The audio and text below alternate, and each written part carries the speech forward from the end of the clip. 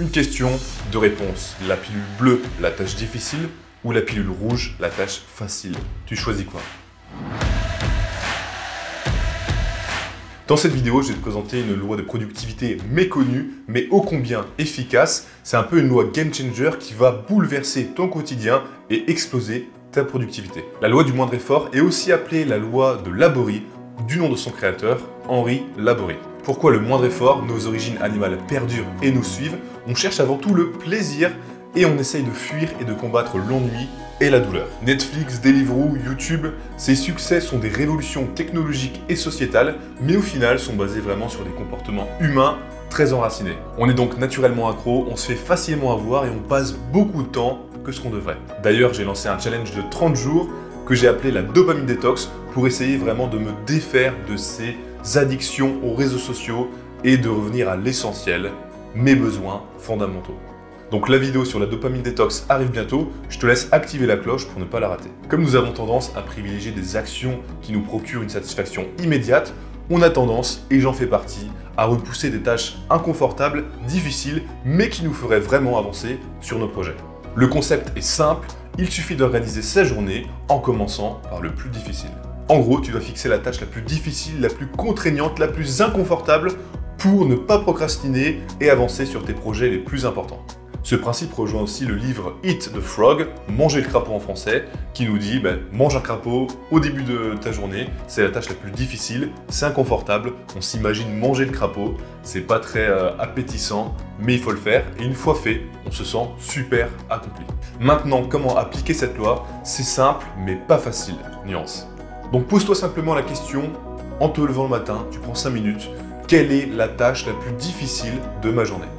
C'est généralement une tâche qu'on ne veut pas faire, qui va demander beaucoup d'énergie, mais attention, c'est là l'indice, le signal pour vraiment la faire et la placer en début de ta journée. Et souvent, tu vas le voir, la tâche la plus difficile pour soi, c'est toujours un moyen de se trouver d'autres tâches moins importantes et moins urgentes, comme faire du rangement, organiser ses fichiers sur son ordi, commencer un nouveau bouquin, essayer d'étudier la Grèce antique, plein de sujets qui n'ont pas d'intérêt sur le moment, et tu vas rentrer dans un concept, un principe de procrastination intelligente.